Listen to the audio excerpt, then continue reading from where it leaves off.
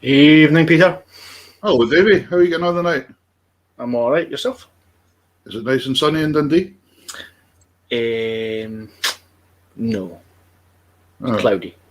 it's been nice and sunny up here today. It's been quite nice, quite bonny. Yeah, Bully for you. just watching boats going out in front of the house. Good evening, ladies and gentlemen out there. Wonderful that you can join us in Tartan again. We've got two incredible guests for you tonight. We have, in the first half, we've got Chris Stout, originally from Shetland, now living down in Glasgow. Incredible musician, composer, artist. We'll get into all that when we get him on. But I'm really looking forward to having Chris on with the fiddle. And the second half of the show, we've got Scott Band, accordion player. Incredible accordion player as well. He plays all these different kinds of accordions, which is I take my hat off to, because he plays button accordions and piano accordions. And I can't even work out what way he had a button accordion, never mind anything else. So thanks very much, folks, for joining. We are live on three channels on Facebook, and we're on YouTube, and we are also on Twitter. Please share this about for us, folks. Share. We want you to share. Oh, there's an angry face. Somebody's put an angry face. I hope they've hit the wrong button. Hope so. Yeah, either that or maybe they thought it was somebody else coming on. Never mind. Anyway, great. We're going to have a brilliant show, folks. Well, I start off with a wee couple of tunes first tonight, I think. Aye, please. I'm trying to drive this thing. Yeah. Unfortunately, Karen is not just feeling quite so well tonight, folks. She's fine, but she's not feeling quite so well. So Davie is driving the show tonight as well as presenting. And I've done this myself, and it's quite funny when you try to look at all the comments and things like that. But keep sending your comments in. Please send them in. We want to know where you are. We love seeing where you are all over the world watching the show. It's fantastic to see where you are. Any other questions for guests or anything, fire them in. We love to see the questions coming in. That's brilliant. And share it a bit. Thank you, Vi. Vi says she's shared it. That's fantastic. Thank you very much. Right, here on the Scandali 96 bass accordion, courtesy of the Squeezebox shop.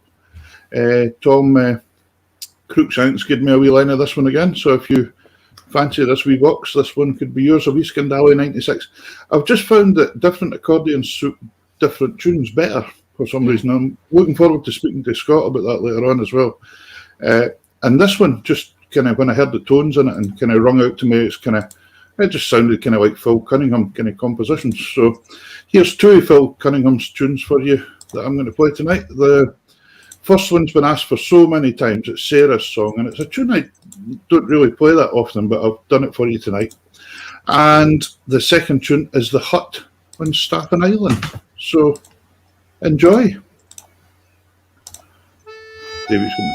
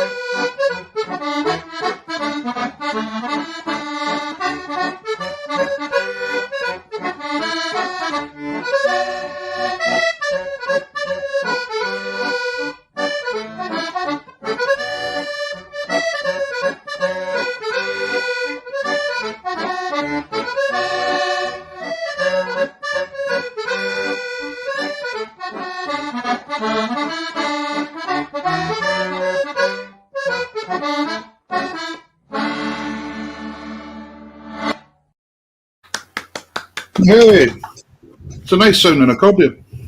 It is that. I really like that accordion. It's a really nice sounding box. Cool. There's lots and lots and lots of people. We've got a huge number of people watching this show tonight. That's fantastic, folks. Really, really do appreciate it when you join in. Very busy.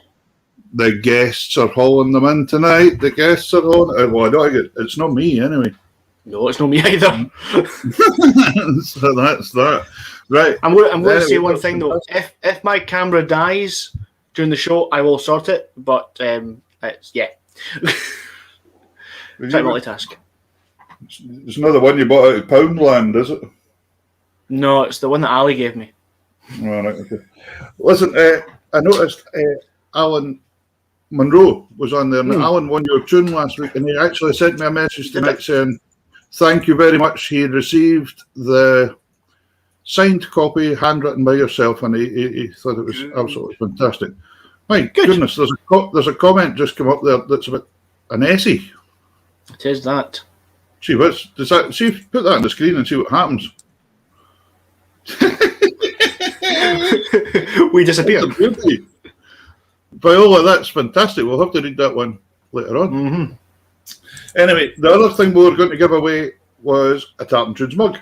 It was that, yes. Tartan that was Tunes over mug. the last Sunday and last Wednesday. We put questions to the audience to gauge something, and I think we both agreed on the comment that deserved to win. And I think so. If you want to announce it.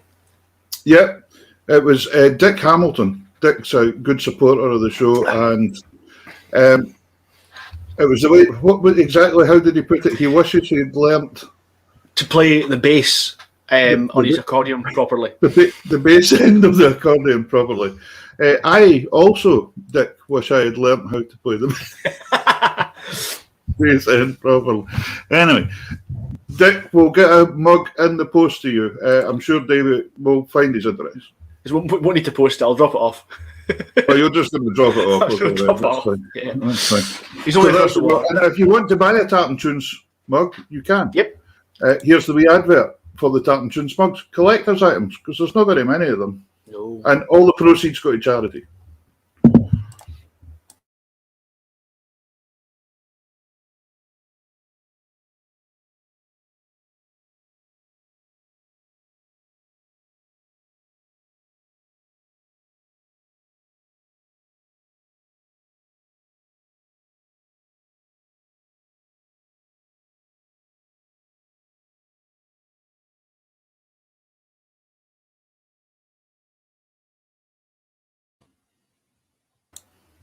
There we go.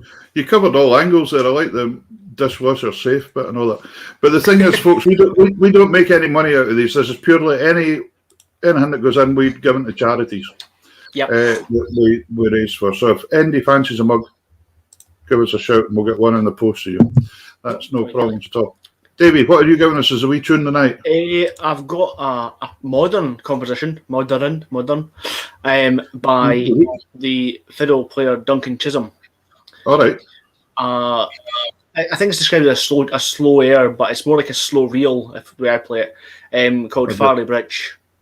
All right. So got to play that on the whistle. So Magic. Here we go.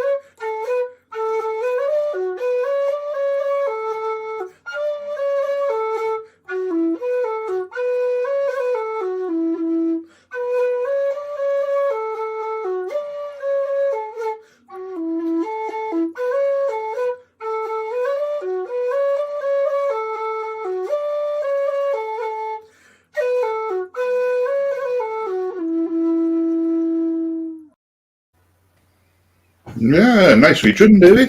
Nice Does wee that, tune. yeah. Bonnie. Aye. Yeah, we'd make a nice slow reel. Nice slow reel. Had a few folk asking Sorry, about asking the mugs. If you message the page, we'll get back to you with regards to paying for it.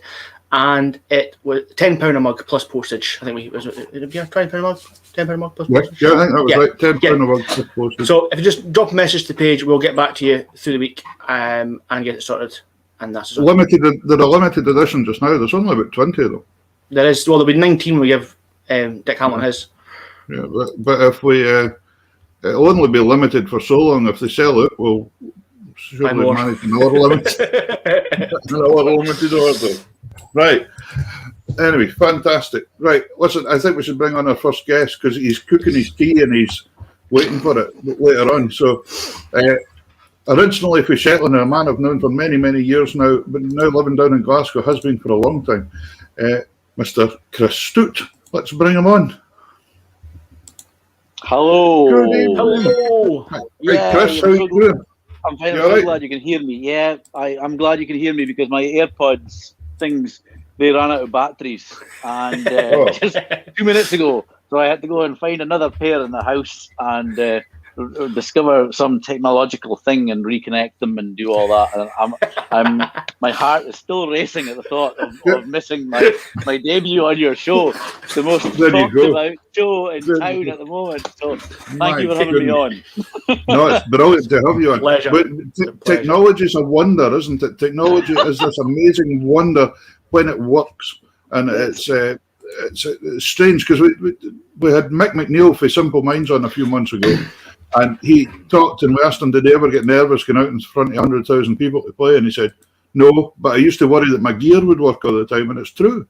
When you get out there, you're kind of like a synthesizer of it, doesn't it? If it sounds like a piccolo and you wanted it to sound like a grand piano, you're stuffed, aren't you? Listen, I remember a night about, I don't want to even think because we were very, very young. It's the first ever time that Fiddler's Bid went away. Left Shetland to go away south. In fact, we went to France to do concerts there at the Lorient Festival, and we were playing. We did a little spot on board the boat. What was the St. Clair at the time, and heading towards Aberdeen. And let's just say it was late, and that's all I can say. And when it's late, maybe it's not the time to do a gig, but we did a small set, and I remember Davie Keith, our piano player, starting the piano up, and instead of a piano sound, he got a drum kit and that came blasting out the speaker, and we were trying to play along, and it was just the most horrific thing. So we crumbled to a halt, and that was the end of the gig. We went back to our shandies. my worst experience with a keyboard was in Edinburgh, going down with a fiddle group, and they said they would provide a keyboard, to play with, and I got there and it was some child's toy Casio. But the things were so small I couldn't actually play a chord. I couldn't get my fingers around it to play a chord. Smaller than the right hand on an accordion, Peter. Yeah, exactly. But anyway, listen, brilliant having you on the show, and obviously you're originally from up here. Your folks are still in Shetland. They're they're in Sandwich. And just up the road for me, not far away at all. But of course your Fair Isle connections going right back.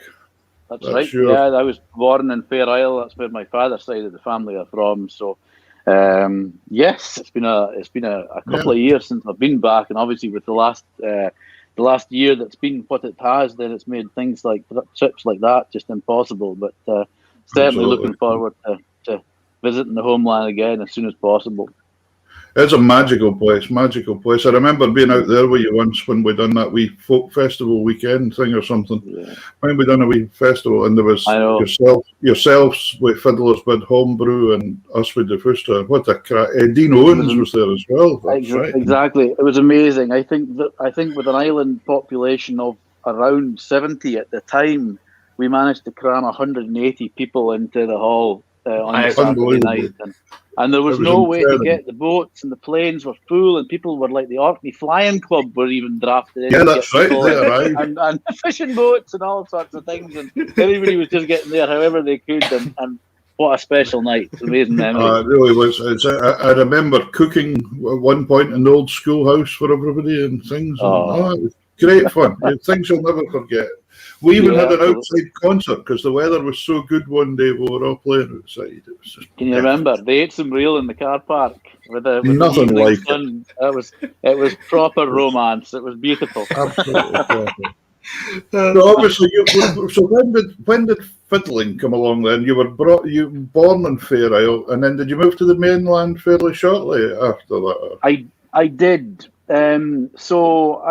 My relationship with the fiddle would have started in Fair Isle, really, with music. I was really my dad actually plays the accordion, and he plays the organ, the church organ. So he would have been brought up in the house with traditional folk music, accordion music, and him playing organ music, hymns, and other kind of classical music. So I was kind of brought up with that in the house all at the same time. So I think from an early age, I didn't really make that distinction. I just it was all music, and Fair Isle's kind of like that because it's a small population, and people just play music. They don't get caught up in whether it's traditional classical jazz or prog rock or whatever. Music's there, and I think that early introduction to music and how, in my mind, it should be, was really influential on how I still think. So I watched Ewan Thompson. He was my probably the first person I saw, him and his grandfather playing the fiddle. And Ewan was a young boy at the time, and I suppose he was a bit older than me, but being able to relate to him as a young person playing the fiddle, I sort of latched on to that, and I was really into that. So I eventually got the opportunity to learn at the school when we moved to the Shetland mainland, and then after that, Ewan went away to study how to make fiddles, and he came back, and I started playing his fiddles. So he was one of my inspirations to play, and now I play his instruments all the time. So it's kind of come full circle. His instruments, I mean, he's got a wonderful, wonderful reputation, Ewan, now for his instruments, and there's a lot of them. They're unbelievable. Yeah, they're unbelievable. And during lockdown this year, I had this strange thing because I took my fiddles and hung them on the wall because I wanted to have them more convenient to pick up. I know that as musicians, sometimes the hardest thing about playing an instrument is actually opening the case. So I thought, well, if I don't know how to open the case, then that'll be easy. So I hung my fiddles up, and the humidity in the house and the temperature changes and all that affected them. So the glue came apart in both of them. Right in the middle of lockdown, I couldn't get them repaired. So I had two fiddles by Ewan, and none of them I could play. They sounded horrific. But I had a viola. And I just picked that up, and for 6 months I played nothing but the viola. And it was amazing, you know. So I pretty much discovered how to enjoy that, you know. I understand that fully when you say about the hard thing for musicians taking stuff out of the case. In fact, I quite often, with any pupils that I've got in the schools and that, I recommend to them, if you've got somewhere safe to leave it out at home, do so. Because if you go by and you see it, you're more likely to pick it up than it being in a case under the bed or something. Yeah. You know? Yeah. And the hardest thing, it's not so much getting an accordion out the case, it's carrying the blooming thing that's the problem. Sure. The one good thing is, if you go to a session, you've always got a chair. Aye. Exactly. That's one thing that I'm trying to. The fiddle box isn't so comfortable. Very interesting what you're saying about the broad range of genres of music on Fair Isle and how folk just adopted the whole lot. And that has been something that you've adopted as well, which we'll speak about a wee bit later on in the show, because your collaborations are worldwide famous now. And you're always tapping into something new all the time. It's very progressive what you do all the time, which is fantastic. So we will get onto that. How's about we have a wee track first? Davie, you're in charge of the tracks tonight. What are we having from Chris? Is this Chris and Katrina Mackay we're getting here? It is, yes, my fellow Dundonian. We have a track called Seeker Reaper. Right. I think was this not filmed down in Cellardyke in Fife? It was. Beautiful. It's such a nice place down there. Seeker Reaper is the name of a poem, quite an epic poem, written about a boat, a fishing boat, which was the last of the ring net fishing boats to sail out of Tarbert in the west coast of Scotland. And so Seeker Reaper was it's called Seeker. The Reaper's the name of the boat in Fife. I'm getting confused. Right. But that's the name of the boat, and there was a beautiful poem, and this tune was inspired by that. So it's I suppose, a fishing connected tune. Brilliant. Let's go for it.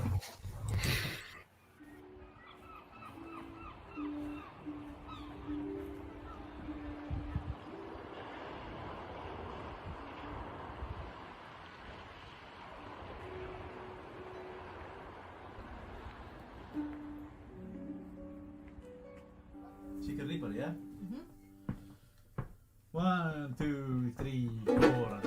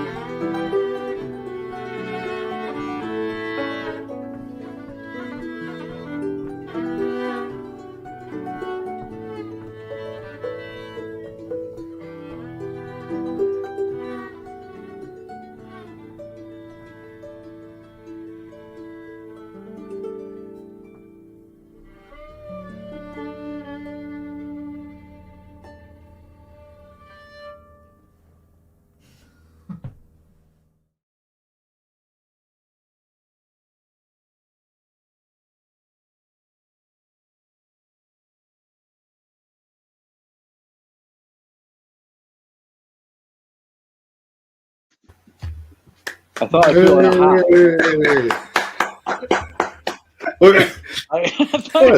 hat. I found a hat while I was listening to that, and I thought I'd put it on. What do you think? That's a good It's like Boy George. Aye, that's right. Yeah, Chameleon. yeah, but That's the one. So there you go. I thought didn't all go good for him. Maybe not. I know. Anyway, I'll keep it on for a minute and then I'll take it off again. I've just got traditional Shetland fare kicking about. Put your hat on. Come on. Join me. I don't want to be the only one that looks kind of funny here. Come on, Davie, bite. Come on, bite. My hat's downstairs. Hat. It's downstairs. I can't hear with that one. Right. Okay, no hats. Right. It's all right. Now you can have your hat on if you The want. hats are off. Composition, sir. Composition. I see you in an absolute level, way up there when it comes to composition, because you think about it completely differently. Obviously, you've been a full-time musician all your life, and you've taken it extremely seriously, which I and many, many other people extremely appreciate, because you really do put your heart and soul into your pieces and commissions and all sorts of things. How do you go about writing? How do you do it? Well, thank you, Peter. That's very kind of you to say that. I'm a little shocked at your words. Thank you. That's kind. No, I was wearing a stupid hat. And now I've got to be serious. Yeah, I do though. I really appreciate that. I think some musicians have got amazing amounts of talent and things, but to focus it and really use it properly is an absolute talent. I think from really early on, when I was playing the fiddle, I kind of wrote music. Really, even if it was just really simple tunes, I wrote things, and I don't know. There was a point I was always writing, but then I was playing all the traditional music, and my ideas, my ways I wanted to express the music were, even by my own admission, were starting to jar with the traditional tunes. And traditional music, everybody owns traditional music, and I was desperate to push the boundaries and create new sounds and rhythms and all that. And then, but I suppose I wanted to keep it grounded at the same time. I maybe didn't have the confidence to go all the way, and so having that great tradition that I am so lucky to have in Shetland at my disposal, which that's a terrible thing, but at the time it was like that. And then I realized that's not right. People love these tunes. They've been around for hundreds and hundreds of years. I can't change the time signature of that. I can't change the key of that. It's not my place to do that. So I really had to sort of man up at that point and really compose and create something which was truly my voice, and then let people be the judge of that. They can either like it or not, but it wasn't wrong. You know, it was good. It was just what I wanted to say.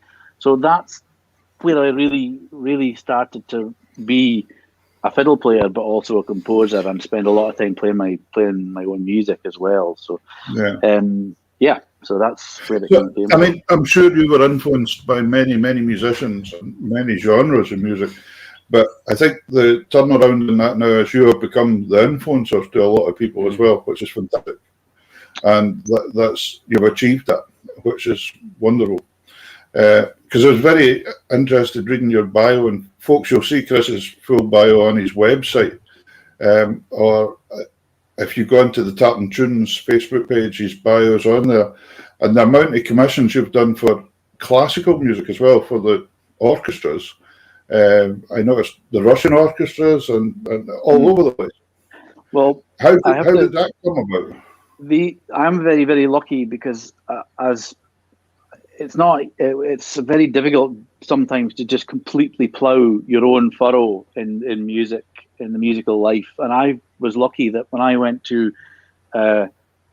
study music in Glasgow, I met Katrina Mackay, who we were like kindred spirits, and she'd come up through a traditional music background, and we both found ourselves on a classical music degree course, and both asking the same questions and having the same joys in music, and the same frustrations in music. And we kind of formed an alliance, and that we met when I was 17, and we've continued to kind of work together really, really closely. And having a partner like that in music has been so unbelievably important, because it can be quite soul destroying sometimes when you're doing your own thing and then you don't know if people are appreciating it or not. So to have that push and pull all the time. 25 years now we've been playing together, and all these opportunities, playing with the Russian Philharmonic Orchestra, the Trondheim Symphony, or all these concerts have come about as a result of that duo and that companionship that we bring. So that's, I have to say, it's very much a duo thing, So it's interesting that, because it's 25 years. So is it about 25 years since you moved south to Glasgow from Shetland? Then is it? A bit more. Well, I did a couple of years before that's right. To study, so. You did, didn't you? Yeah, it's just shall I say, just over 25. It's 25 years. Can you believe 25 I don't years. look that old? It's 25 years last month since I moved here. Really? And there you go. I always wondered that you had just left just before I came here, if there was something you'd found out something about me or something. I'm out of here. This guy is not only an accordionist, but he's a piper. I'm out of here. I'm gone. Time to go. No, but we've had many great times, and but it must have been very interesting taking your music into that dimensions and playing as a duo with the full backing of orchestras and things. That must be incredible. It is incredible, yeah, and I think that being part of that process of trust between traditional music and classical music, these two worlds are really, really, really different. And but when we play, I suppose because we've started to compose in a way that we understand how orchestras work and we understand how these players work, then they in turn feel more trusting of us, and so you can start to play like a band rather than sometimes playing with an orchestra can be a bit like trying to pull an oil tanker around. It doesn't shift. It doesn't shift fast. No. But when you have that trust and you have that effervescence and lightness in the arrangement and the music, then you can get them to turn on a penny, whatever the phrase is. And actually, the best of example of that, which gave me the most confidence, was playing with a Chinese orchestra. And up to then, I'd find the process of playing with Western style orchestras quite difficult. It was like, you're gonna, any chance when I bang my feet, you could be there. And sometimes 5 minutes later, you're like, come on. Anyway, when I went to China and played with an orchestra, and it was in Singapore, a Chinese orchestra, and I couldn't believe how immediate they were. Every nuance of music, and I was playing some really traditional stuff, and they were so on it. It was unbelievable. So I came back home with a real spring in my step after that, and confidence, knowing that these musicians can come together and create exciting, foot tapping music that can make you move and not just sit back. So it's such fun. It's such fun. And then Fiddler's Bid kind of came about to begin with when you were at school. That was before you went away. Yeah. And then it continued, and then Katrina joined Fiddler's Bid as well. And so on. Fiddler's Bid is like you can't create something as like that. I'm so proud to have that. Because it's so unbelievably purely natural. There's nothing forced about it, and I know that because we started when we were so young. We knew no better. We were just young players, young 14-year-old, 13, 14-year-old kids, 15 maybe, this kind of age group, and we were fired together through circumstance. We weren't created. We just happened to be all skiving the same class at the same time at school, and we ended up in a music room with our fiddles, just going absolutely crazy, playing tunes to drown out the noise of the speaker shouting at us to come back to double maths or whatever. And so this energy and joy, people can spend their whole lives trying to create that, and I do in in other things. You're looking for that magic, and to have a band that it's just there, natural, without having to think about it or rehearse it. It's do it. It just happens. Yeah. So. Yeah. But I think we'll have another wee track for you and Katrina just now. And that's a thing, folks. If you've not heard Fiddler's Bid out there, please go and look up Fiddler's Bid as well. And Katrina and Chris's music. Chris, the best place is to go onto the website, isn't it? That website there. MackayStoutMusic.com. I was just thinking if you could find a track of Fiddler's Bid, it would be cool to play. But I don't know if we can do these things live on air. Maybe it's a bit of an Yeah, no, we'll have to kind of down. Well, next time, because we'll have to download it in advance. So, but upload. Sounds I almost sounded techie there for a minute, but I think I got my doonies and uppies mixed up there. We just went to Orkney again, right? Okay. Anyway, what are we having this time, Mr. Hunter? It's Bare Knuckle. It's called. Oh, tell us. Bare Knuckle. It was a title track of our last album as a duo. It's a bit of an idea about duo playing. It's not really about fighting, although Mackay and myself have our fair share of that, as any duo would. verbal boxing the whole time. But it's more like that interplay between two sparring people that are sparring on stage, boxers running around a ring, and two musicians, and we're very much sort of could see the relationship between that. So bare knuckle, the rawness of the music and all that. So that's where the title came from. One thing I'm very glad happened, and I'll never ever forget about, was my first footers in the Millennium year were yourself and Katrina and Richard Inkster. Remember, he's all come down to the house. Oh, and fortunately, there was no sparring that night. No.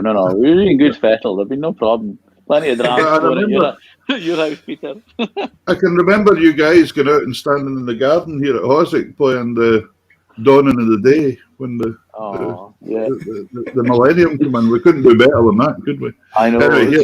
It's rare that you get a day fine enough that you could actually play that tune. It's usually blowing a game. Well, it was brilliant. It was good. Here's the video. Bare knuckle.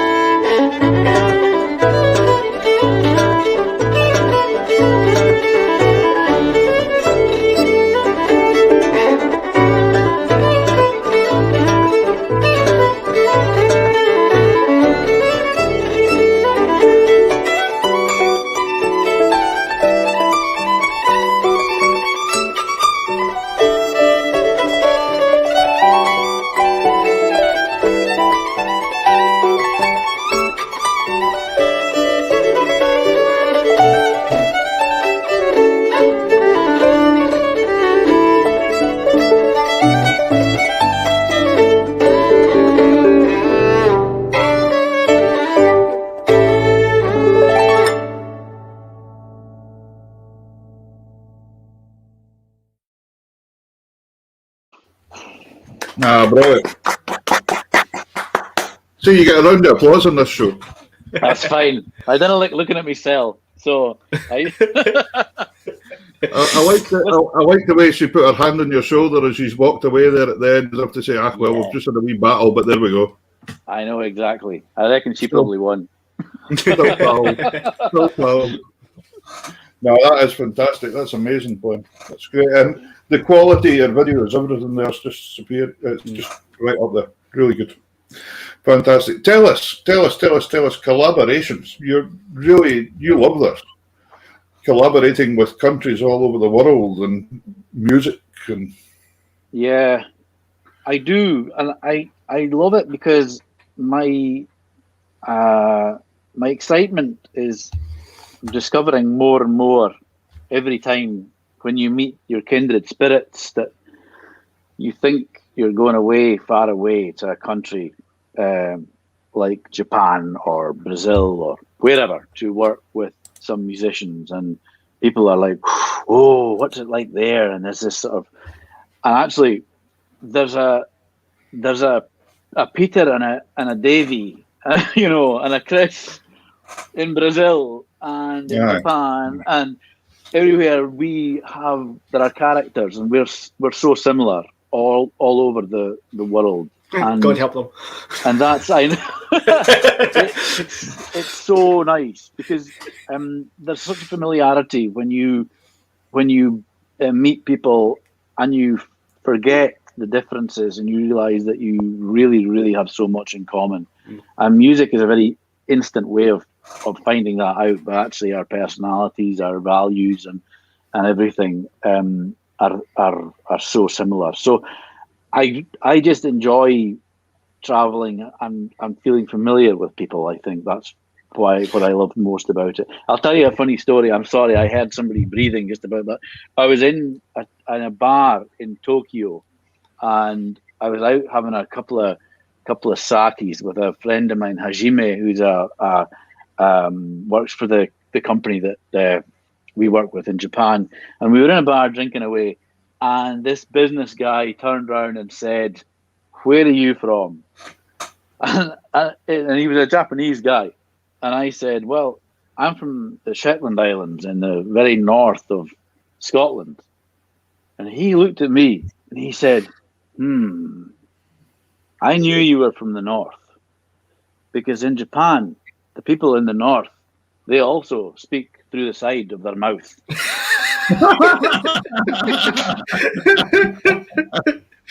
And I just laughed. Yes. Yapping away. And I just thought, so that was like the thing that just said, that's the whole world. Yes, exactly. So there's there's these characters everywhere, and that's the best thing about traveling. But touching back when we said about how you take stuff very, very seriously, I remember when you done the Brazil project and you come up here to Shetland with that one. I remember you touring it up here as well. Was that about Island Games time or something? I can't remember. There was something on. There seemed to be a few years when there was like loads of stuff on Island Games. Yeah, exactly. But I remember you coming up and watching the concert when you done that. But you take it a wee step further. You actually go away to somewhere like Brazil and study that music and really put it all together, don't you? I mean, you don't just go, let's kid on and play some Brazil music here, combine it with some Scottish. You actually really engulf yourself in it. In the case of Brazil, after the first trip we went there, I went back many, many times after that and worked with musicians.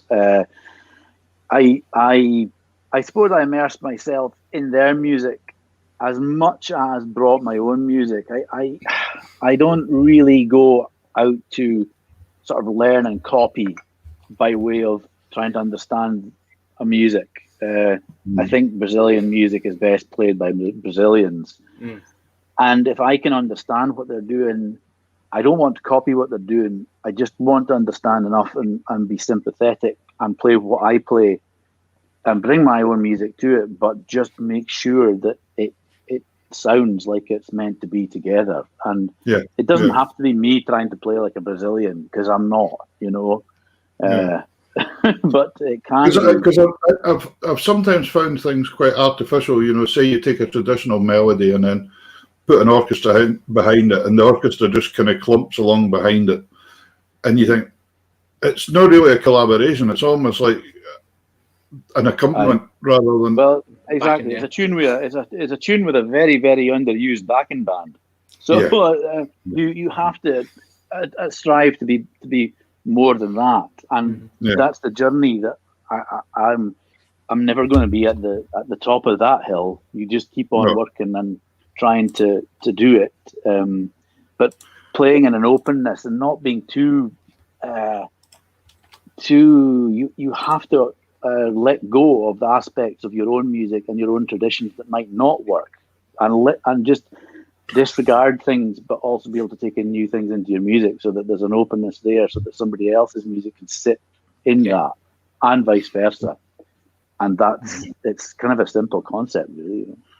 I'm laughing at a comment that came in there about the woman saying about speaking out the side of your mouth. Everybody must have thought you were Popeyes. It's the Popeye people, the Popeye one. It's the Popeyes for the Popeyes for the north. I've not been eating my spinach, so I'm not.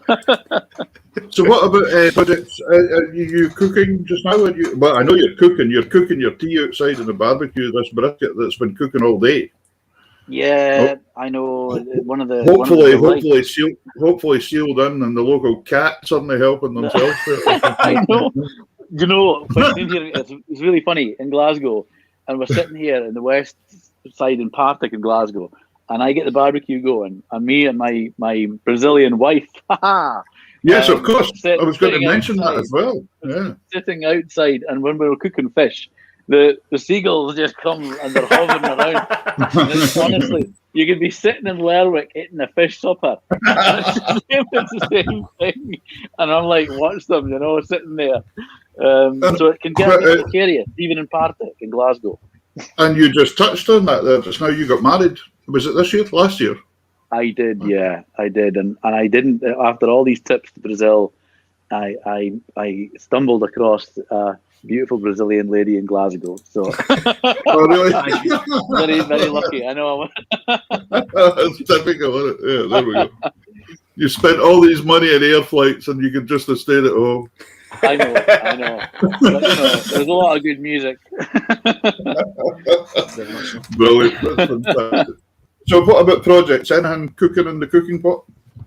Yeah, what's coming up next? We just did a lovely concert, online concert, just last week with Katrina MacDonald, Margaret Robertson, and Ross Cooper doing some Shetland music. And that was so nice because it was really pure trad tunes that we were all grown up playing. So it was really, really lovely to play that concert. And next month, I think we're doing some work with a string quartet. So we're kind of arranging some music for quartet and duo. So that's about to come up. And I'm not really sure what's on after that. There seems to be stuff on, but I just take one step at a time. It's a month at a time just now, So since the thing is, you're keeping your head above the water though, and that's the main thing. That's good. So. Yeah, exactly. For sure. Exactly. Yeah. So, because there's a lot of folk found it really, really tough, and it's just, especially the just a performing musician, somebody that relied on going out on stage to play, and that was it. That's really hard. It's when seeing the performing, the gig thing just go. Yeah, that was really, really tough. I mean, I was lucky in a way that was part of what I do, a big part of what I do, but it wasn't everything I do. And composition has kept me going through lockdown. And you could kind of argue that lockdown, and for that side of things, has been a good thing. But missing playing is it's not nice. You're kind of like just desperate to get out and play because there's no point in writing something unless you're going to get to play it, So I think we're looking at a different world. I think there's going to be a kind of combination of this online stuff and live gigs now, and I think we've actually found quite an audience for this as well. People that are isolated before the pandemic, even people that were ill or couldn't get out of the house to go to a concert. They're really appreciating this, and it's good, you know. And it's you really can pick fantastic. up you can pick up these tiny little pockets all over the world of 3 people, and you know, in the middle of the Himalayas that you would never actually go and play to them in person because it wouldn't be worth it. Well, there you go. You would go and find out what kind of music they've got in the Himalayas. It would take me longer to find somebody rich to fund it before. But listen, what you guys are doing and other people with these shows, it's going to continue. It's been so unbelievably positive in this sort of microscope environment of lockdown and the pandemic. But this will continue, as you're saying, and that in the combination of live and these kind of conversations and concerts online, I think can only be a positive thing to come out of it. In the long run, we'll look back. I hope we feel good about what we've been through. You know, it's the one thing that's really amazing because you're working with us to a worldwide audience is you do see the yearning for real music that people want to hear, real productive quality music. They're looking for that, you know, and it's fantastic. But anyway, listen, I can't believe we're through an hour already. It's unbelievable. We're going to have an hour wee track for you, and then we'll speak to you just quickly before we go. As you mentioned there about the kind of online and in-person stuff, that's one thing that was quite good this year was Celtic Connections went online for a lot of their stuff. And we've got the kind of the trailer for the gig you did in January at Celtic Connections. Do you want to say about that? Yeah, play that. I can't mind what it looks like because it only sounds. See what happens. Is he dancing? Is he dancing in it? We'll find out. We'll find out.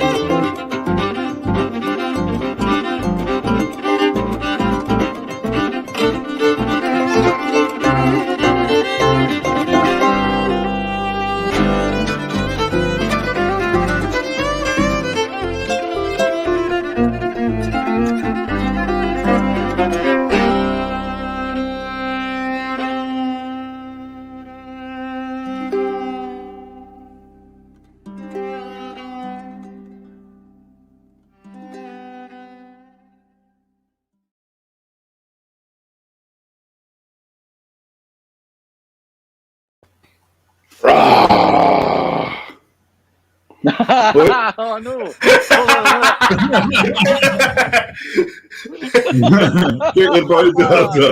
Oh, brilliant, you guys! Yeah, it got quite cinematic there, didn't it? Yeah, it's fantastic. That was a thing I saw you doing in Fairhill. I remember you and Katrina doing something with that film work, and you just sat and played the music to it. Yeah, there was a name. There was a name for that. What was that called again? I'm sorry, I can't remember. I remember you doing a thing where you played a film and then just made up the music as you went along. Yeah. Oh, we did I can't. What was that? But that was completely improvised. The thing of Celtic Connection was kind of composed in the main, but improvisation is a huge part of it as well. So I'm sorry, Peter, I can't actually remember. It's a while ago now. Yeah, it was interesting. And also, I'm confused now by your look. And you and I have even been out as Yarrow Squad musicians together. Remember Mark Manson's year? We went out that year. I know. Yeah, that was such an amazing. I'm so privileged. And I actually still to this day credit you with something. You actually got that squad roaring and cheering better than anybody ever had, and I adopted that for many years after that, and stole some of your little techniques and said, "Boys, come on." There's thousands of people out there looking for a show, and you guys are rah. Yeah. Vikings can't be lackluster, can they? No, not at all. It'd be like rah. Exactly. So folks, please remember Chris and Katrina's website. Pop on, have a look, and I'm sure they'll be very, very happy to sell you a CD or two or whatever else they've got there. And I don't know if the hats for sale. There's no way. I'm not selling this. It cost me an absolute fortune. Actually, it was Katrina that made me buy this, and I've never worn it. It just sits here. This has been its debut. Chris, all we can do is thank you so much for giving up some time to come on tonight, and wish you all the best for the future. And hopefully we'll see you up here across the Vaughan before long. Absolutely. Thank you so much. Thanks. All the best to you and yours. Take care. Cheers, man. Cheers.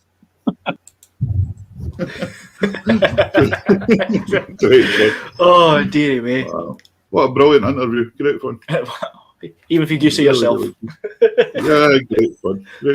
Oh, dearie. No, I didn't mean me, but I meant Chris. I'm just me.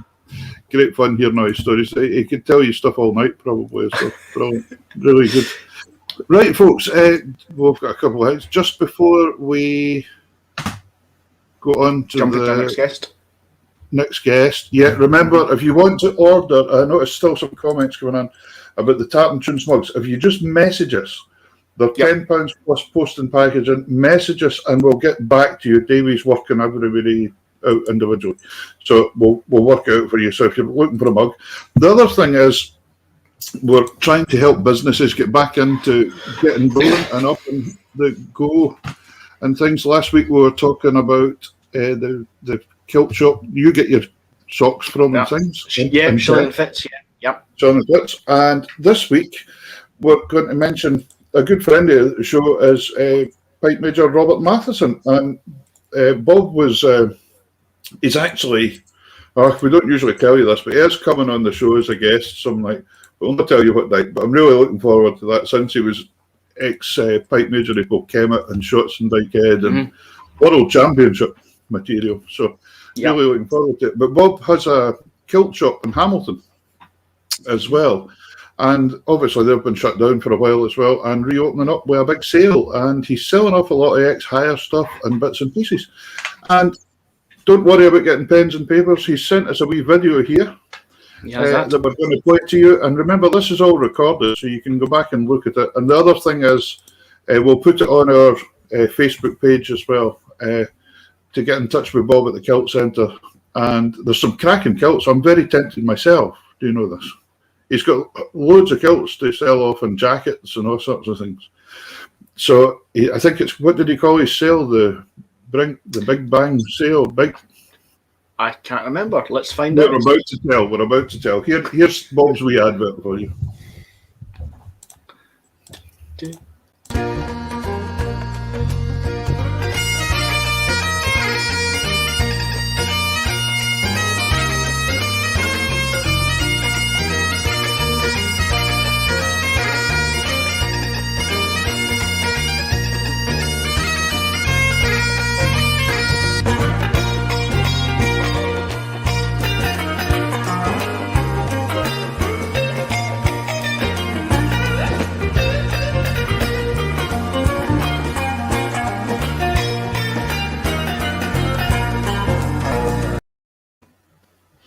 Short There and sweet. you go.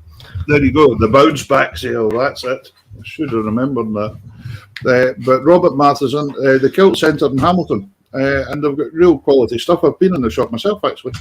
It's not far away from where my mum lives, and I've been in and seen them. So if you're fancying a kilt, you'd be as well going and buying one at the cracking prices he's doing than hiring one at that rate, I think. You'd be as well buying your own. It is that, yeah. Have you anything else you're wanting to mention tonight? No.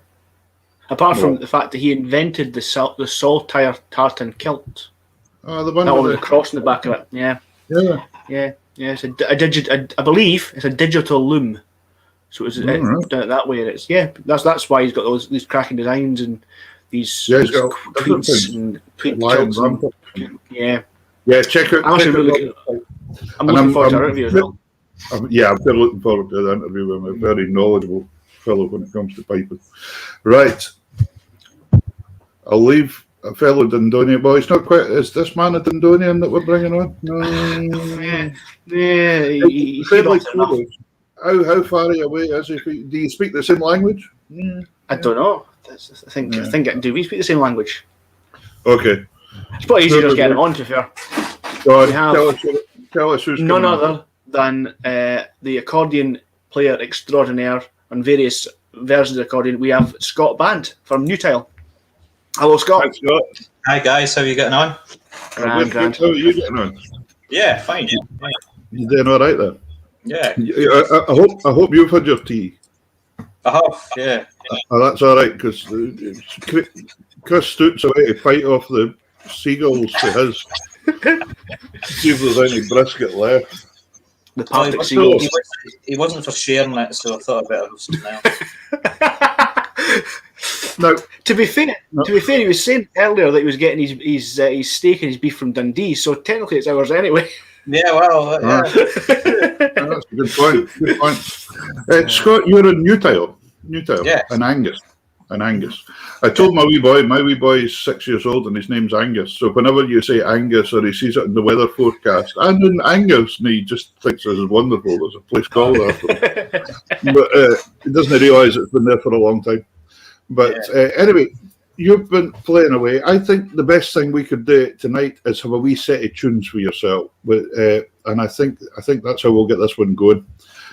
All you folks out there, if you've not heard Scott playing the accordion, you are in for a treat now. We're starting off with, is it Lambskinnet we're starting with? Yeah, set of jigs, yeah. What tunes is in this set, Scott? The original tune, and then a tune by Jim Johnston, Christy McLeod. Craig Hall by Stan Hamilton, and the last tune is a Dundonian tune by the late Angus Fitchett, A.M. Shinney.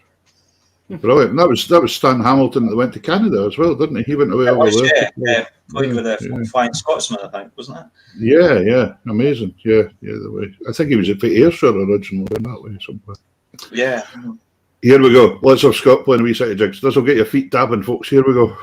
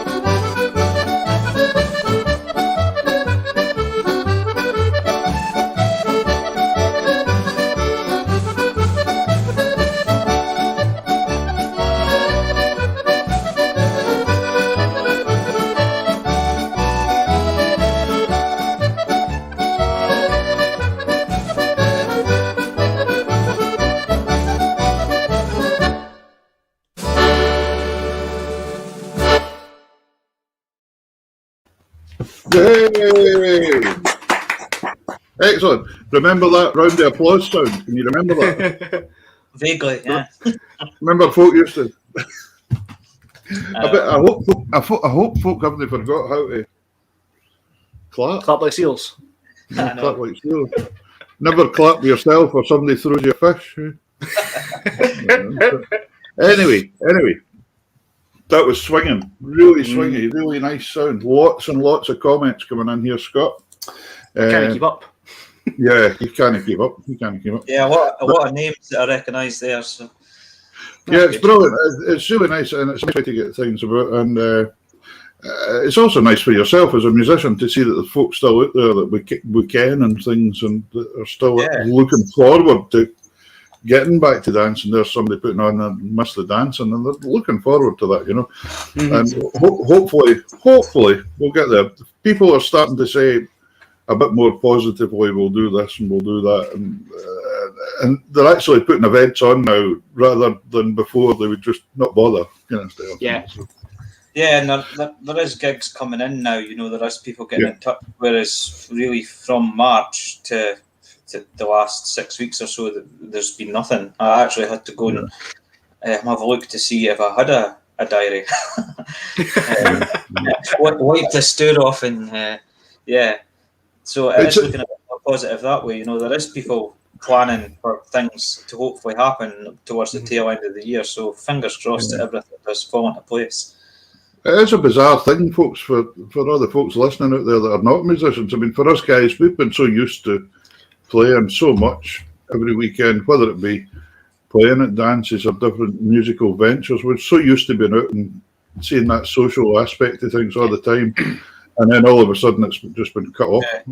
I just think now, you know, like as you say, that there will be people out there that aren't musicians and that maybe don't have a hobby, and you just start to think this must be what it feels like all the time for them.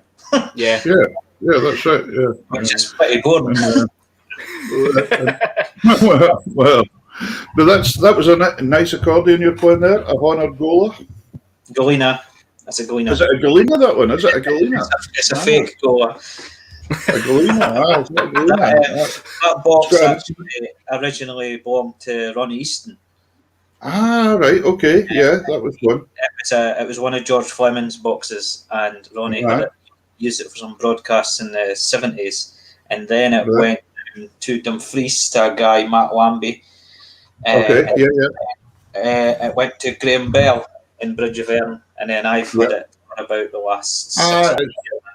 It's that box, it's the same box. I knew it when Matt Lambie had them. He had two. Yeah, he's got a 5-voice one as well, which I've never seen. A Galena 5-voice, quite rare, quite unusual. Yeah. He stayed not far away from where I was brought up, to be honest. That was but nice boxes. But piano box was your first box, was it? That was what you learnt first. Yeah, I started with the piano box when I was 7. Yeah, and I noted in your bio you sent us it was John Huband you went to begin with. Yeah, I started with John for 3 years before he passed away, and then I went on to Gordon Patillo. But going to John was something else. It was just a laugh a minute, really. He was some player as well, unbelievable player. Fantastic, and you know, he never ever really went professional. He still had a day job. You know, he never thought that he was anything special, really, which was, I suppose. No, it was incredible. I remember just as a wee boy, my first, before the days of MIDI and all that, Davey Hunter, we used to have a thing called power bass that you put in the accordion. And John Huband had a fellow, Dave Mamby, that used to work with him, that put the 2 rows of bass notes on, bassy sound. Yeah. And I remember getting one put in my accordion when I was young, only about 12, 13 years old, or that, and going up, and John picking up the box and standing playing it for 20 minutes or something. I was just in awe, absolute awe. Just an incredible player. And then you went. Sorry, you go. Used to pick up the box and play like the high level on the left hand. Yeah, and it was just fantastic to watch. No, it was some guy. It was just amazing. And then you and he wrote a lot of good tunes as well. He wrote really good tunes. Good. That book he brought out with him standing with a motorbike in the front of it. There were some really good tunes in amongst it all. And then you went on to Gordon Patillo, so you couldn't have asked for really much better, could you? No. And Gordon's really just 10 minutes along the road from where we stay. Right. And I went to Gordon for 12 years before I got a full-time job, and then it just became difficult to try and juggle things around. Yeah. Gordon I'd so respect Gordon as a player as well. His technique and his style is just immaculate. It's just everything's polished to perfection, and it's just he's some guy, and a really nice fellow as well. Really nice fellow. And I notice he's doing a lot of work tuning accordions and things now. Gordon. Yeah. Well, he's actually, the funny thing was, he got in touch with me a couple of years ago. He'd always wanted to learn the button key, and obviously I had taught myself, and I went along quite regularly for maybe about a year, and we just sort of shared ideas. And obviously you can play the button key two different ways, because they're repeating notes. So it was kind of like the tables had turned. It was kind of like I was teaching him. Excellent. Well, I tell you what, there's probably not that many folk can say that they've taught Gordon Patillo something about accordion. So that's great. You're doing all right. They've done that one. No, I always wondered who taught Gordon. Did they ever say who taught him? He went to Jim Marshall in Dundee. Oh, okay. He did go to Hubin for a while, and he also was taught by Louis Cabrelli, who worked in Dundee. But it was mainly Jim Marshall. He had an accordion orchestra in Dundee, and then he did get lessons from John Hubin and that as well. Fantastic. And then the accordion clubs, you played a lot of the accordion clubs, you go around visiting them, but you've actually ended up being chairman of Blair Gowrie Club now as well, haven't you? Yeah, so when I started going to Gordon, he actually suggested that I go to the Blair Gowrie Club. It was the local club. To boost my confidence and get onto the stage and play with other musicians and that, which, I feel it was the greatest thing that ever happened. Getting to play with a real piano player and a real drummer, you just felt about 10 foot high. It was great. Yeah. And the encouragement that they gave you was just absolutely fantastic. And, you still see it to this day that there's professional musicians go along and help out the players that are just coming through the ranks and give them so much encouragement. It's so nice to see, and hopefully we'll get back to it once all this is blown over.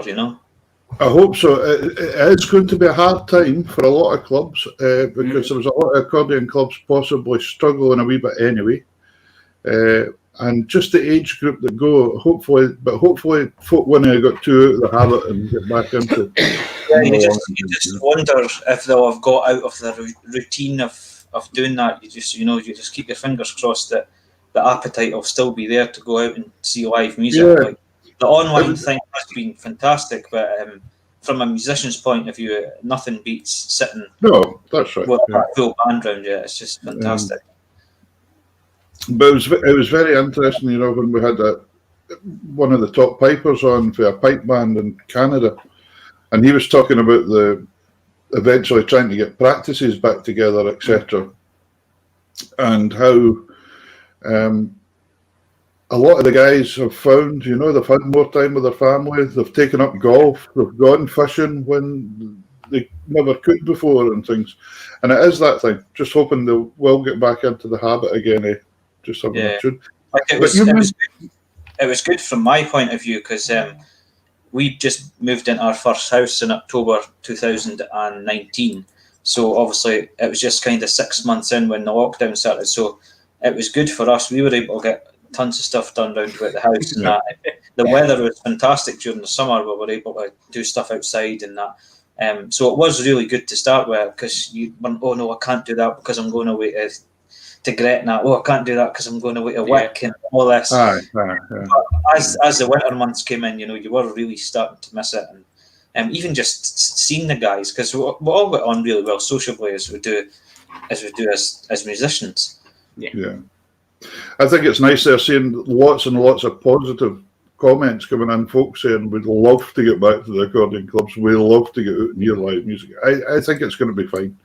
I think hopefully everybody will come along and support it all again.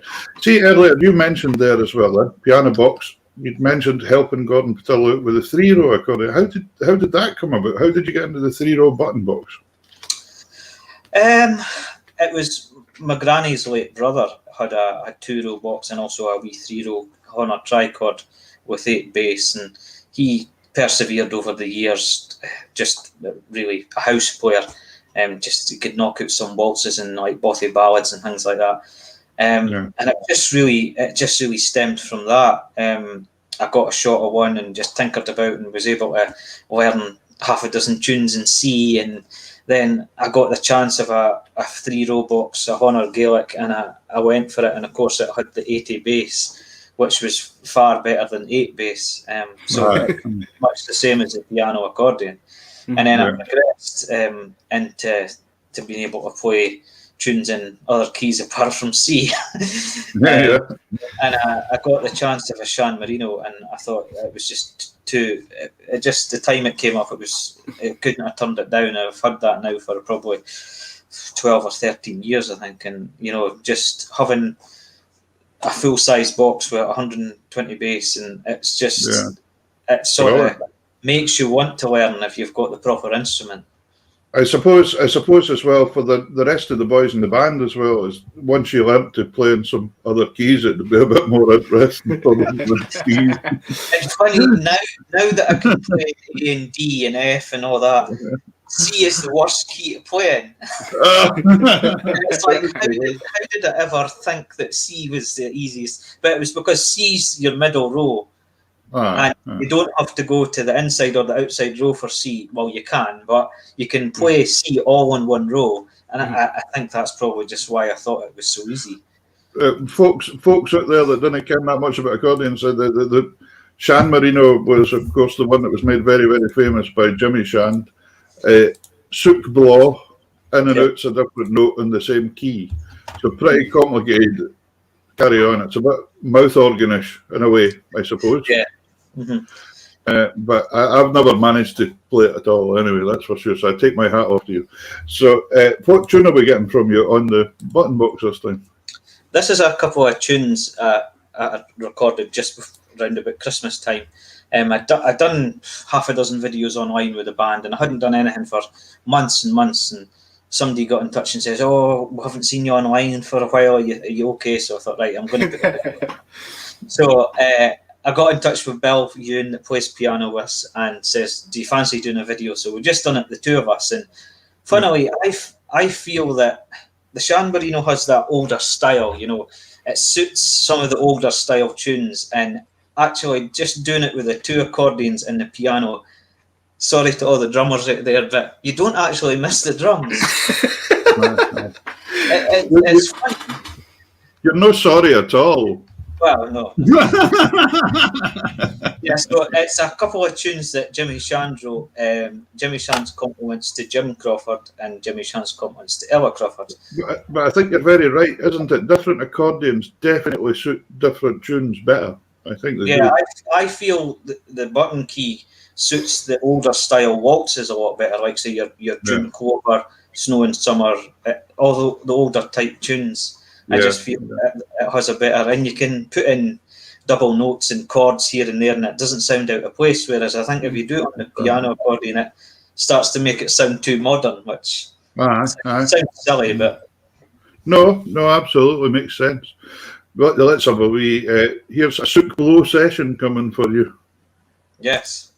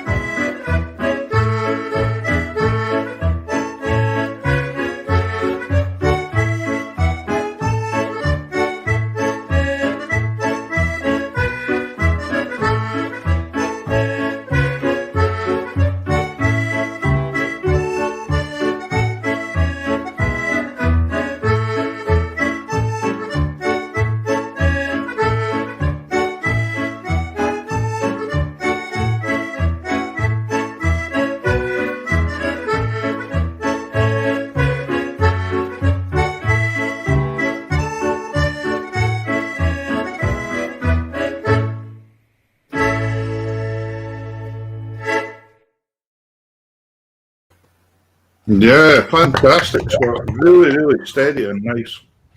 Really, really nice. That's two tunes I'm not familiar with that much at all. And Crackers, real good.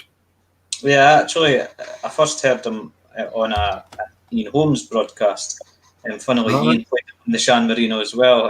That wasn't the reason I played it on the San Marino, but I just thought they suited it. Just the type of style of tune that I remember going back a wee while ago now. I remember you playing something, because you confused me a wee bit at one point in time, because I didn't realise you played both boxes, and then all of a sudden was this guy sitting playing a 3-row, and I thought, is that the same guy? Because he was playing a piano box before, and then I got a wee bit confused, and then somebody says, oh, no, he plays both. And I said, all right, okay, there we go. And then I remember you playing a tune or something that was on the internet, and it was Bryce and Margaret Curry, just when you mentioned Ian Holmes. And Ian wrote that tune. And I remember reading it, and I thought, oh my goodness, because Margaret used to be my taxi driver when I was a wee boy going to school. And it was so funny when you played it, and I thought, oh, gee whiz, there's a blast. I'm sure it was written for the Golden Wedding. One of the I think it was something like that. Yeah. And but it's funny how music takes you back in time and always ties in somewhere. It all ties in. But you're a lot busy. It was great to see Bill Ewan playing with you there as well. Bill's a great guy, great musician. Bill's played with me now for the last 17 years. He's actually the longest serving band member to date. Except yourself. Well, yeah. Bill regularly played at the Blairgowrie Club when I was young, and it was just kind of natural that it happened. I got asked to do my first guest spot at Blairgowrie Club, and I asked Bill if he could play piano, and we did it as a quartet that night. It was really good. And he's a super player. And the stuff he's been putting on Facebook since the start of lockdown has been absolutely fantastic. Like, a lot of folk just thought Bill was an Oompa vampire, but some of the stuff that he's come away with in the last year has been absolutely fantastic. He's certainly not a vampire. You hear him sitting playing the piano and the tunes and the vamping and all that at the same time. That's an incredible talent. There's not a lot of people can do that well, actually. There's not. No. Very, very, very good. So you've had the dance band on the go for, what, 17 years now? 16, 17 years? Pretty much. Yeah, probably 16 or 17 years. Just really started with accordion clubs, and then I got asked to do things out and about, like parties and anniversaries and things. And then I sort of tried to get into the dance scene. So to start with, I played for an old-time dance class from when I was probably in my late teens for probably 5 or 6 years, and that was great just to get the tempo and all the different kinds. And of course, old time dancing nowadays involves tangos, quick steps, rumbas, and it's not just your standard Scottish stuff. So it was. And do you not find as well? And I find it strange actually. There's an awful lot of players veer away from playing that stuff. They don't want to play quick steps, slow foxtrots, and they try to substitute it with Scottish stuff and things, and that doesn't always work. That doesn't work that well sometimes. No, I remember hearing a story that there was a band in the past played. What was the tune? You can play it as a waltz or a march, and they'd played it for a quick step, and I thought, how could you play that tune as a quick step? I can't actually remember. 100 Pipers, I think it was actually. All right. And they played it for a quick step. No. It's a strange thing though as well, because there's a lot of the tunes that they play in the Scottish stuff have got far more notes and far more complicated than some of the tangos and things. And I actually enjoy just having a wee bash at everything and trying different styles. Like what I did when I was starting out, obviously for the modern type stuff as we would class it, is I got a hold of some of these buskers books which have got all the old greats in it, some of the quick steps and that, like Sweet Georgia Brown and all things like that, just all the standard. And just the only thing that you've got to really watch is there are a lot of modern tunes that are of odd bars, like 36 bars, and you've just got to watch the dancers don't look at you. I got caught out one night. I played Moon River for a modern waltz. And all the dancers were crashing into each other, and Yeah. And it's like playing a set of jigs and mistakenly going into a 9/8. And if you do that, you've had it. Well, I remember actually, we were up in Shetland as a band. I think it was 2016 or 2017. We were invited up to the festival, and one of the dances on the programme was the quadrilles. And of course, I got in touch and what do you play for the quadrilles now? Because I watched the previous Shetland Festival DVDs, and none of the bands played the same on any of the DVDs. No. Oh Christ! I says, what do I play? So I got in touch with somebody on the committee, and the answer I think was, just play until they stop. That's right.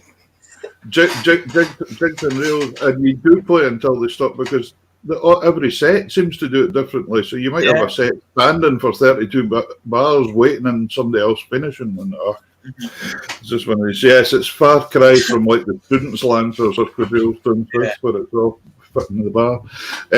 On that point, you do country dancing as well. Yeah, so I got into country dancing.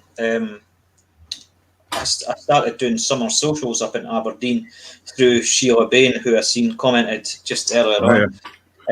I started doing summer socials in Aberdeen for the society. They run a Wednesday night from, I think it's from like the end of May to the start of September, every Wednesday night. And the resident band or resident players, Frank Thompson, but once a month or every fortnight, they get somebody else in. So like myself, and I know Ian Thompson's done it. And you get given a dance programme, and of course you have to go and find the original and that. So that's really how the Scottish country started for me. And then I got asked to play at summer school for the RSCDS probably 4 or 5 years ago. That was through Bill. Bill's played at the summer school for probably the last 15 years. And that really got me into the Scottish country a lot more. I was able to, because obviously strict tempo, the bars have to be right and everything. Playing for classes, you're maybe only playing 15, 16 or 32 bars at a time. So, doing the intros and the technique and everything, it really got me into the Scottish country. And then it was through summer school that I got invited to play out in Canada for the Caledonian Society. I just think if I had never gone to summer school, all these opportunities would never have come up. No. And it is amazing, isn't it, that country dancing, Scottish country dancing, is all over the world. Really, the diaspora of that has gone everywhere. It's all over the world. There's very few places you would go that's not got a country dance society. The last time I played at summer school, one of the classes I had, there was a couple from Japan, and their daughter was there. Their daughter and the couple couldn't speak a word of English. And of course, the dance teacher was teaching them this dance, and they were just standing there. And the daughter was actually translating the dance to them as they were dancing it. It was amazing to watch. It was just, I think everybody's doing the same thing, but as you say, that all over the world, and especially Strathspey, for instance. Everybody says Strathspey comes from Scotland, and they're doing it in Japan, they're doing it in Australia, they're doing it all over the world. It's amazing. I wonder what the Japanese word for paddy ba is. Probably the same. Paddy field? No. It's like Gaelic, isn't it? If there's a new thing comes along, they haven't got a word, so they just washing machine. Microwave. Yeah, computer. There we go. Right. But that's that. So so brilliant. And then the other thing you work away with, Dundee, Davie's country. You guys were talking about that earlier on. Yeah. The Strathspey and Real Society. Yeah, so it was just not long after I started with Gordon Boutelle as well. I started going along to the Dundee Strathspey and Real Society. Probably that was 2003 or 2004. Just as a player, and that was great again to be involved with like 30 odd musicians, all just coming along for a tune. It brings you on all the time, sitting next to people that have played for years. People were swapping tunes, everything. It was great. And then I think it was 2005 2008 or 2009, I took over as musical director from Gordon Forbes when he decided to retire after, I think, about 35 years. Right. So I took over, and But do you have to keep going for 35 years as well? Then is that part of the deal? Is it? Well, I've done about half of that. Did you not notice that? Did you not notice that in the contract, the wee bit at the bottom that said, by the way, the contract doesn't exist. But no, that's great. And Davie did one of the Fiddlers rallies with us. I actually couldn't remember what one it was until you mentioned earlier. But one of the tunes we played was Highland Cathedral. Yeah. And it was in the Caird Hall in Dundee, and all the players were on the stage, but there's also tiers. So there was like 5 rows of accordions, like all tiered up. So the ones at the back were like probably 30 feet off the ground. I thought you were going to say there was tears after Davie played. No, there was. He was standing right at the back, probably about 50 feet off the ground, at the top of the staircase, playing Highland Cathedral. Yeah. Oh. The joys, the things you do for fun. For spreading music. Jimmy Yeaman was from Dundee originally, wasn't he, the fiddle player? I'm not sure. I think Jimmy used to have something to do with that. Was from Dundee, I know that. Oh yes, Gordon. Yeah, but it's a fantastic thing, this just being real societies as well. I went down and played a wee bit with the Orkney one at one of the festivals, and the people that are there, they're just lovely and they just enjoy themselves. It's given everybody of all standards, and I think you're showing that tonight to everybody, Scott. You're quite happy to play along with folk and help them and give them a chance as well. I think when some folk get to this stage that, oh, we're too professional to do this or do that. Yeah, I sometimes think that some people forget where they've come from. Exactly, you're right. And forget how they started. Like, I know that if I hadn't started going to the accordion clubs, I wouldn't be where I was now, and the musicians I have in my band wouldn't be the musicians I do have, because it's just, I've met all of the band that I've got now through the accordion and fiddle clubs. Yeah. Have you got CDs out with the band? I do, yeah. We've done, I think, 5 CDs. We've done 3 for ourselves, and we've done 1 for the RSCDS. And we also did another Scottish country one for Bill Whittle from Castle Douglas. Brilliant. 4 years ago we did that. So, where's the best place? Is the best place for folk to get them? See the website along the bottom there, folks. Well, maybe put a big website up as well, because that's pretty pretty. Yeah, so there you go. Shetland word, guys. Slipped in. I've actually only got 1 of the ones we've done for ourselves left. The other 2 are sold out. But we did book 50 for the RSCDS, so it's available on the RSCDS website. And also 1 that we did for Bill Whittle was the Carlin Work Collection. There was 3. So Volume 1 was James Coots, Volume 2 was us, and Volume 3 was Ian Muir. And they're available on the Leeds RSCDS website. Oh yeah. You'll find that, no bother if you Google that, folks, the Leeds one. Yeah. And then if anybody wants Scott's other CD that you've got left, what is it? Volume 3, you said? No, this one's Pure Scotch, which is Pure the one Scotch. I'm standing on the front next to a Caterpillar tractor. All right. So Colin the Caterpillar? No, not Colin the Caterpillar, no. Hey, did anybody else see that through the week that was somebody deep frying Colin? Deep fried in the chip shop, yeah. What on earth? That's an enormous stuff of that. A deep fried Colin the Caterpillar. Oh. Sounds good though. Very interesting. Scott, we've got a wee set of tunes here that you're going to play us before we have to go. What have you got for us tonight? Yeah, so the last one is a waltz written by Angus Fitchett. Angus was one of my favourite composers. I just think that, especially for the dance scene, his jigs and suspets, there's just so many of them that they're just so dancey.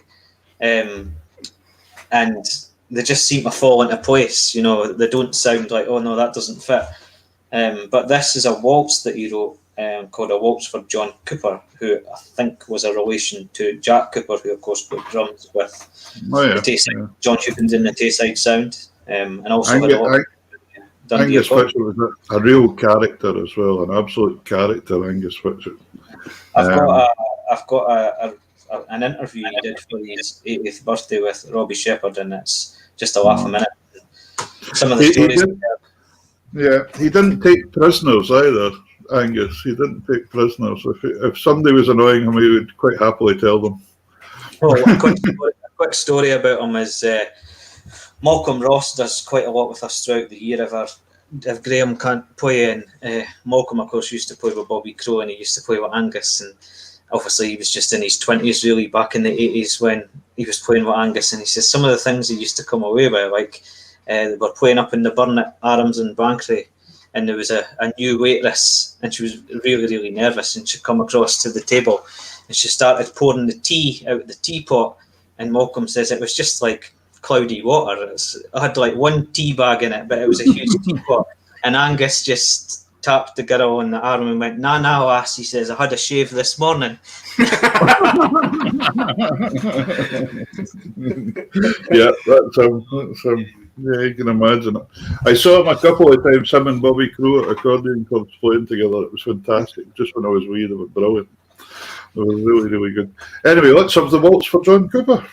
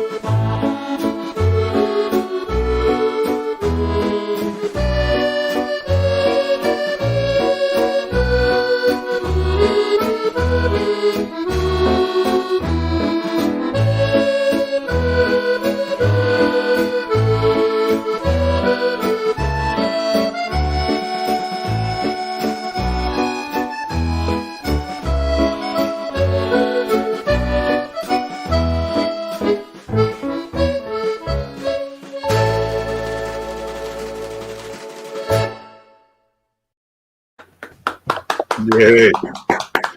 It's a bonny tune, and it's a bonny sound you've got there. A lovely, lovely sound. Lovely box. Yeah, that was actually a lockdown purchase.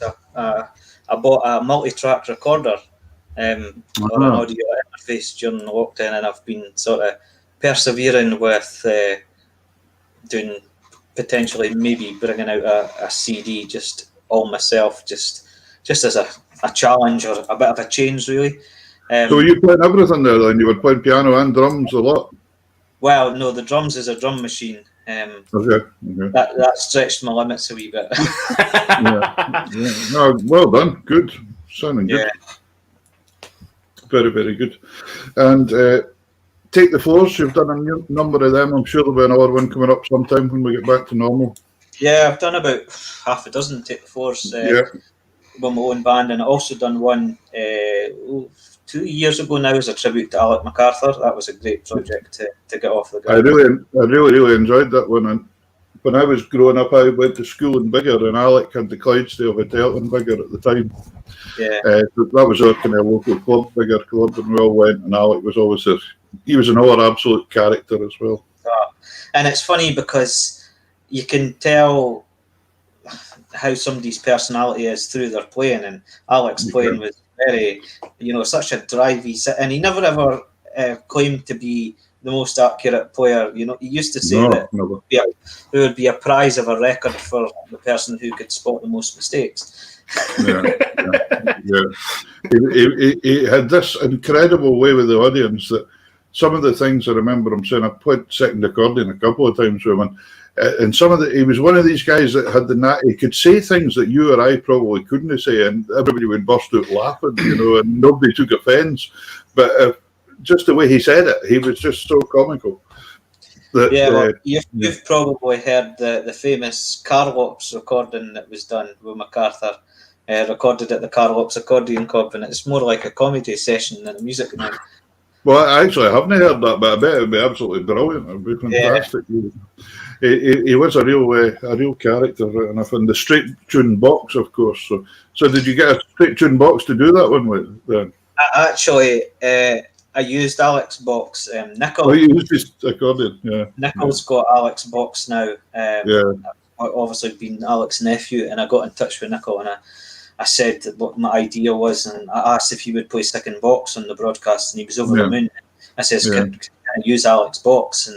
And he was more than happy for me to use it. And it was great just being able to have the instrument that he used. I mind that box when it used to get thrown about something terrible sometimes.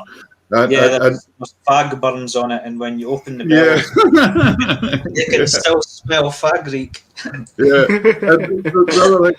It used to. I remember him playing one night, and I said, "Could I get a wee shot of your box to play second box?" He said, "There's no point. You didn't care what reeds work in the way and out the way." And he knew what worked and what was broken and all that, and he'd actually ken where to go in and out. Rather, oh dear, what a guy! He was practice. But brilliant.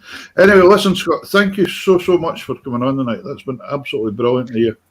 We've had so many nice comments there, and the crowd has been stayed up huge all night, so it's fantastic. So credit to yourself.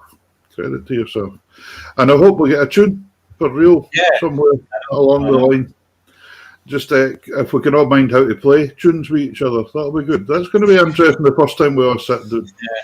I mean, the online videos, putting them collaborating all the videos together, it was really good. The learning curve for me, but nothing beats sitting with a full background. Yeah. Anyway, listen, thank you so much for giving us your time. And all the best. Hope you get some gigs in the near future, and hope to hear you on the radio or something very soon. Yeah, and look after yourself, sir. Look after yourself. Yeah. Take care. Thanks, Scott. Cheers. There we go, Davie Hunter. Aye. That's been a brilliant night. Utterly brilliant night. Enjoyed it. One. Chris Stout on first, a man that I look up to very much so. Great composer, great musician, great guy. Wonder what his brisket tasted like. Don't know if he's still there. He's still there. He's got the thumbs up, so it's obviously been scoffed. So that's it. Oh, there's none left. There's no look at him. Oh, if you can see what we can see. All right, I'm going to go and eat a cheese piece or something. That's me. Anyway, folks, crackers. That was absolutely brilliant. And then we had Scott Band on after that. Great exponent of the accordion. Really down to earth. Nice lad. That's kens how it works. Mm-hmm. So brilliant. And really, really nice player. Really, really canny, nice player. So, anyhow, that's about us. I think we'll do one wee quick blast of Robert Matheson's advert for him. Yeah. Remember, if you're looking for or something, Robert's selling off all this ex-hire stuff. You'd probably be as well buying one than hiring one for a day. Then you'd have it for the rest of your life, wouldn't you? Yeah. Here's Robert's wee advert.